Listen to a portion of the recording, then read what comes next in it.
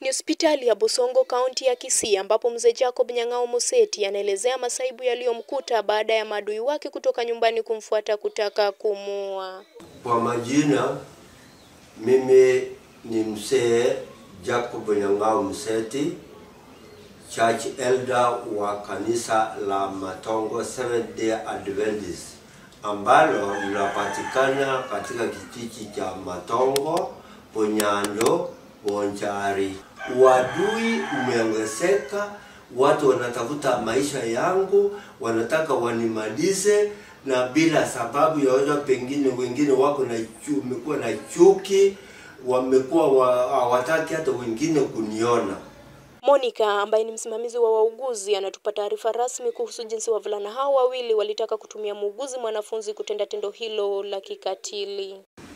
Mwanafunzi akaja, akaongea na sister ambaye ni wa hiyo wodi, akamweleza yale ambayo yametokea nje ya mlango.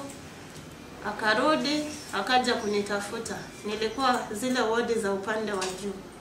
Akanipata, akanieleza ile ambayo anapitia pale nje kwa hao vijana. Nikakuja nikamtuma. Nikamwambia aende pale nje, awaambie sasa amekuwa tayari kudunga hiyo shindano ama kupeana hiyo dawa. Wampatie ama waje na yeye ndio niweze kuwaona. Akatoka akaongea nao, wakakubali, wakalimpea hiyo dawa shindano ambayo ilikuwa ni dawa iliyo ndani ya syringe ya insulin. Kwa wale mnaelewa, wale wanadunga ugonjwa wa sukari, zile shindano zao konde, dawa iko ndani. Wakampa na simu yao waje afanye kurekod anapokuwa anadunga ile shindano. Akaja na hivyo vitu, akanikabidhi hizo vitu. Nikaanza kufikiria kile ambacho tunafaa kufanya.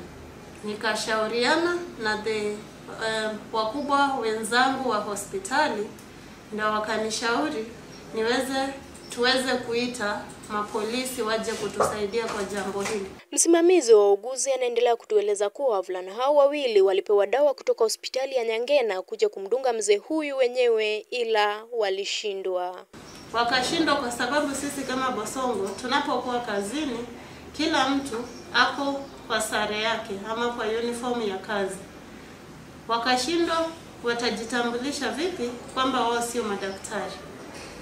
Wakasema wacha watafute mwanafunzi, kwa sababu wanafunzi ndio wako na njaa, watakubali kupewa pesa ama kuambiwa watalipwa pesa shilingi 10,000 waweze kutekeleza hilo jambo. Walipoongea na mwanafunzi,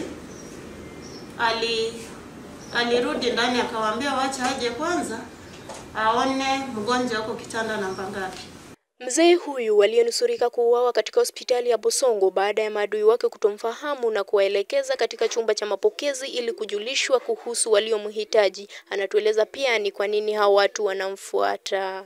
Labda swali la mwisho, unaweza dhania kwamba ni kwa nini hao watu wanakutafuta? Sababu inaweza kuwa nini? Mimi kwa muda mrefu sijawahi kuomba na mtu, pengine kwa sababu ya ploti, kwa sababu ya deni, kwa sababu ya kitu kingine. Ni uchochezi, ni vitina vya nyumbani. This is a home, ni vitina vya nyumbani. Ya nyumbani tu, kifamilia.